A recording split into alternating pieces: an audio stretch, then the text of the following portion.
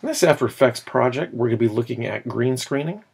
We're going to be looking at keying and chroma keying, which is basically replacing the background color with an image combined with a foreground image. So basically we'll be keeping this foreground image and then we'll be taking out the green and replacing it with a new graphic image. And we're going to get our green screen plates from Hollywood Camera Work, which they're nice enough to allow students to use. And so let's just scroll down here on the website. And about midway down, we're going to download the Godiva Close and Godiva Medium and Godiva Wide. And once you get those downloaded, we'll go ahead and import those. They'll be MP3s, so let's select the first PNG. I meant PNG image, so we're going to do PNG sequence.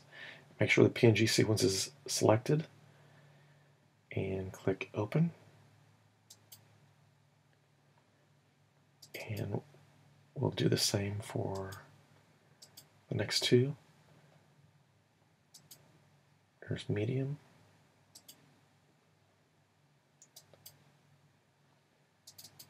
And then we'll go into the next one, which is wide. Okay, so now we have all of our PNG sequences. And you'll also want a background image, which you can choose for yourself.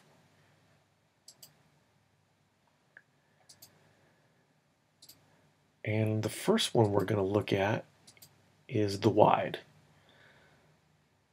So we'll go ahead and bring that down into our timeline. And for keying, there's probably many different ways of doing keying. Let's take a look. So let's go under Effects and Keying, and you'll see that these are some different ways you can do keying. Let's see, maybe one we'll look at is, well, the main one we'll probably look at is Key Light. Actually, it's Color Key that I want to look at. So under Effects and Presets, go ahead and look up Color and Color Key. And I'm going to bring that down onto my image, and I'm going to select the color picker, and you'll see it picks, but it just grabbed a few pixels. So let's change our tolerance from 0 and move it up, and as you can see, it starts to remove it a little bit at a time.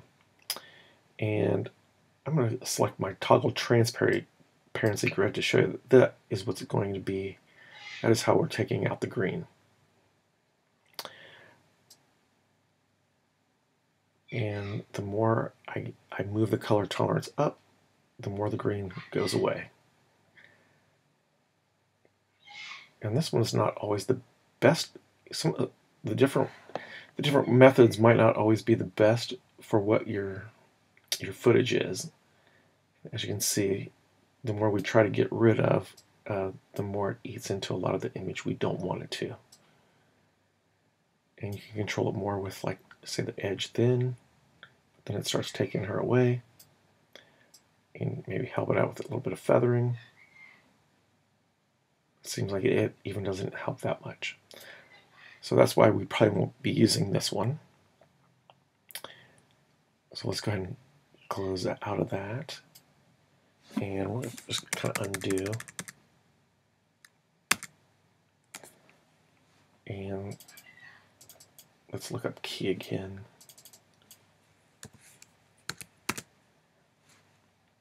And the one I do want is Key Light. So I'm going to drag that onto my image, or you can drag it onto your layer. And I'm going to use the color picker. And there you can see it actually takes out a lot of the green, and it even takes out the green that's even behind her dress, that is transparent. So that worked out really nice, and that's why we will probably want to use Keylight. It's a tool that works a little bit better. Okay, I'm going to go ahead and click on my toggle transparency grid so I can see the color. You can kind of see when you're doing your keys, sometimes the best way to shoot your subject is when you have something that is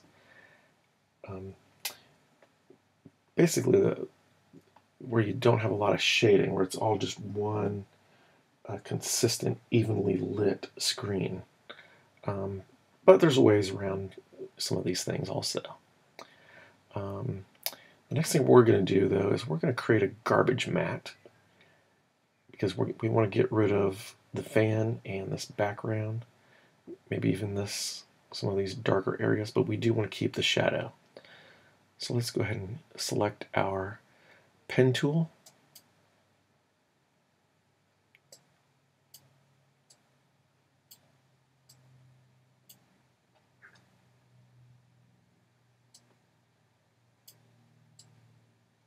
And we're going to go around our subject.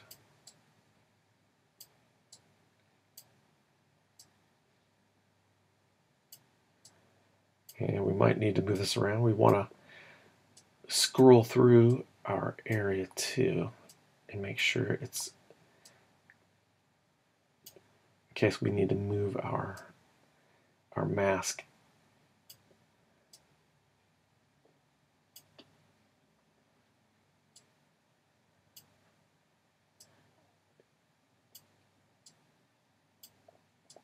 Okay, and that seems to look pretty good. So I guess we'll keep that mask as it is. One thing we want to do though also is we're going to add a little bit of feathering. Maybe we can go into our F. So make sure your white is selected, and hit F, and we're just going to give it a little bit of feather. And you can't see it here, but this will just give it a little bit of feathering along this edge. That way it might not give us a hard edge. Maybe we can look at a different one for that. Let's go back to our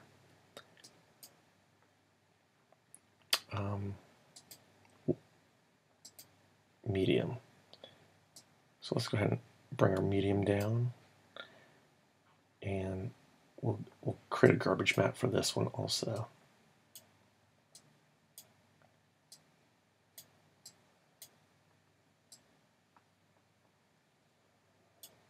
We scrub through it, and so I'm gonna change,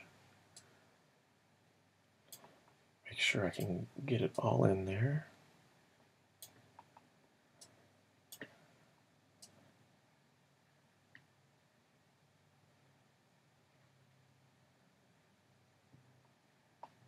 Okay, I think that'll work. And so here, let me add F, select, make sure it's selected, and hit the F for feather. And I'm just gonna bump it up a little bit. Let me zoom in. Here, now you can see the feathering. That'll prevent us, hopefully, where we won't see any lines when we add our background in. So let's go ahead and add our key light onto that. So I'm just dragging the key light, and I can either drag it either on the image or on the layer.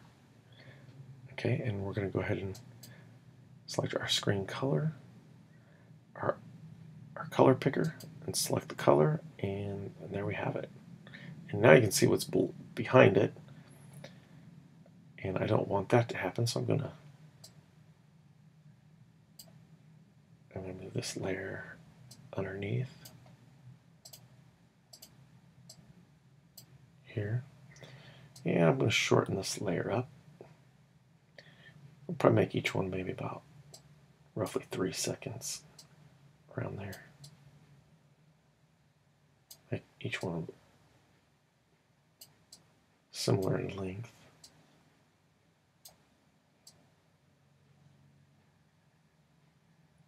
And I'm going to move this one over just a little bit.